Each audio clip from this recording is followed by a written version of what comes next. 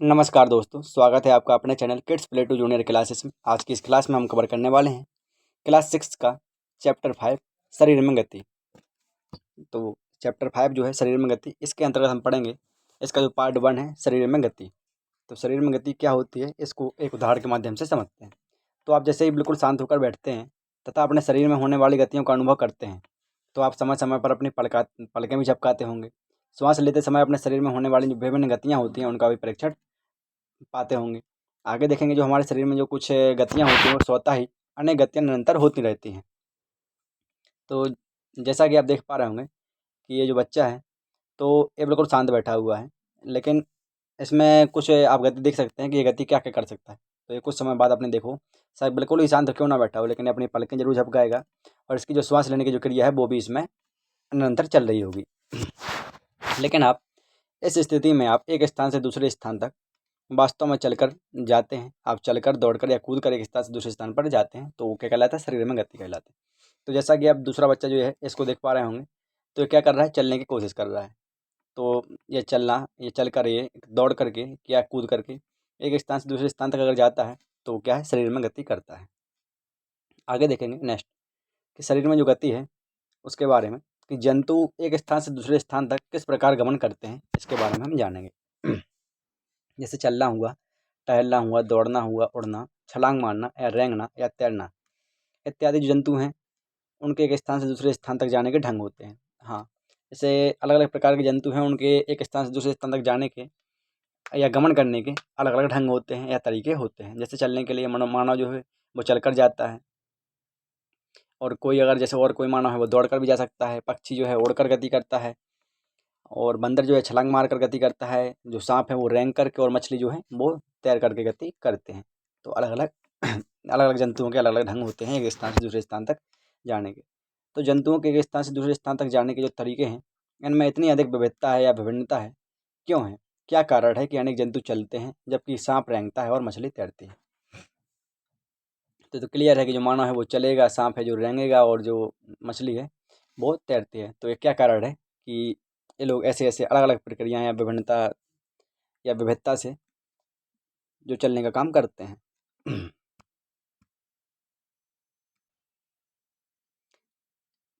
आगे हम एक सारणी के माध्यम से भी समझेंगे कि जो जंतु एक स्थान से दूसरे स्थान तक कैसे गमन करते हैं, तो उनके बारे में भी हम जानेंगे। पहले देख लेते हैं एक जो काल्पनिक विकेट है, इस पर आप काल्पनिक गेंद फेंकने का प्रयास कीजिए। आप कल्पना कीजिए कि एक सामने जो विकेट है उस पर हम गेंद फेंकेंगे, कैसे फेंकेंगे। तो आप अपना हाथ किस प्रकार घुमाएंगे, पहले आप पीछे की तरफ ले जाएंगे। क्या आप इसमें अपने कंधे से वृत्ताकार रूप में घुमाते हैं? हाँ, जब गेंद हमें फेंकना होगा अगर स्टंप पर या विकेट पर, तो हम ऐसा ही करेंगे, अपने कंधे से वृत्ताकार रूप में घुमाएंगे। क्या आपका कंधा भी गति करता है? हाँ, कंधा भी गति करता है।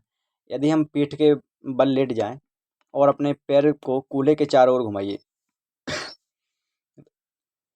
तो जैसे ही हम पीठ के बल लेटेंगे और अपने जो पैर को है कूल्हे के चारों ओर घुमाएंगे, तो क्या इसमें भी कोई गति होती है? तो हाँ, होती है। अपने भुजा को कोहनी से ऊपर नीचे कीजिए, तो हाँ, अपने जैसे हम भुजा को ऊपर नीचे करते हैं कोहनी से, तो इसमें भी कोई गति होती है। इसी प्रकार पैरों को घुटने से मोड़िए, तो अगर हम पैरों को जो घुटनों से मोड़ते हैं तो वो पैर भी मुड़ जाते हैं, इसमें भी गति होती है। आगे देखेंगे अपने हाथों को अपने पार्श्व में सीधा तानिए। हाँ, भुजा को मोड़ते हुए उंगलियों को कंधे से झुकाइए। ऐसा भी हो सकता है, हम जैसे हाथ को अगर सीधा करने देंगे, फिर उसके ठीक बाद अगर हम हाथ को मोड़ते हुए जो अंगुली हैं उनसे कंधे को छुएंगे तो छू छू सकते हैं। ये तो हमारे व्यायाम के रूप में भी घटना होती थी इस प्रकार की। आपने अपने हाथ का कौन सा भाग मोड़ा? हाथों को सीधा तानकर नीचे की ओर झुकाने का प्रयास कीजिए। क्या आप ऐसा कर पाते हैं? हाँ। तो ये विभिन्न प्रकार की जो गतियाँ हैं मानव के शरीर में या किसी भी प्रकार के जीव में या जंतु में, तो वो हो पाती हैं, संभव हो पाती हैं। आगे देखेंगे एक सारणी के माध्यम से कि जंतु एक स्थान से दूसरे स्थान तक गमन कैसे करते हैं। तो जो जंतु होते हैं, अलग अलग जंतु हैं, उनमें गमन में प्रयुक्त होने वाला जो भाग या अंग है उसको भी देखेंगे, और जंतु कैसे गमन करते हैं इसके बारे में जानेंगे। तो जो गाय जो है, उसमें जो गमन में प्रयुक्त होने वाला जो भाग है क्या है? पैर है, गाय के पैर होते हैं। और गाय गमन कैसे करती है? वो चलती है उसका।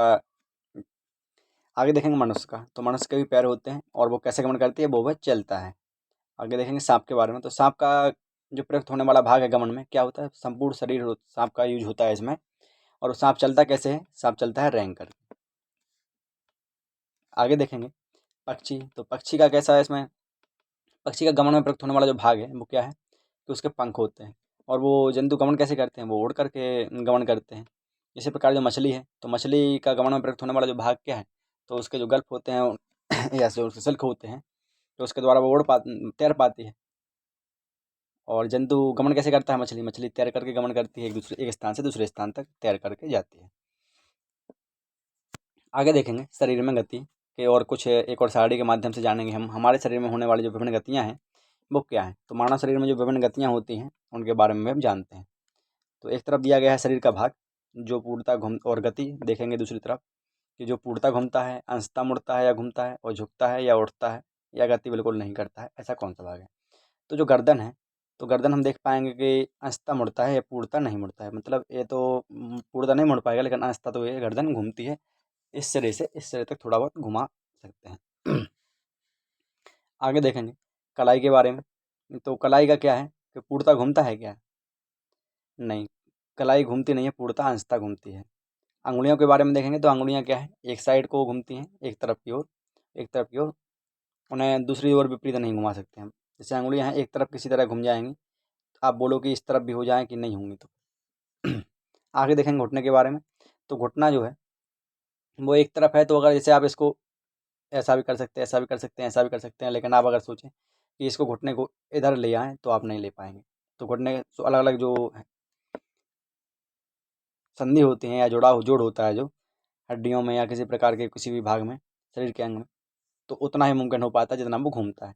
आगे एड़ी की अगर बात करें तो एड़ी कितनी घूमती है, तो शरीर की जो एड़ी है आप इसको थोड़ा और ऊपर या नीचे कर सकते हैं, ऊपर या नीचे नहीं कर सकते हैं, लेकिन दाएं और बाएं कर सकते हैं आप इसको।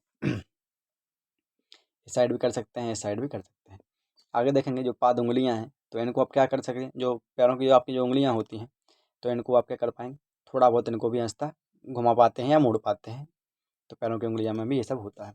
अब पीठ की बात करें तो पीठ को आप इस साइड तो झुका सकते हैं, उस साइड भी आप थोड़ा बहुत आहिस्ता घुमा सकते हैं।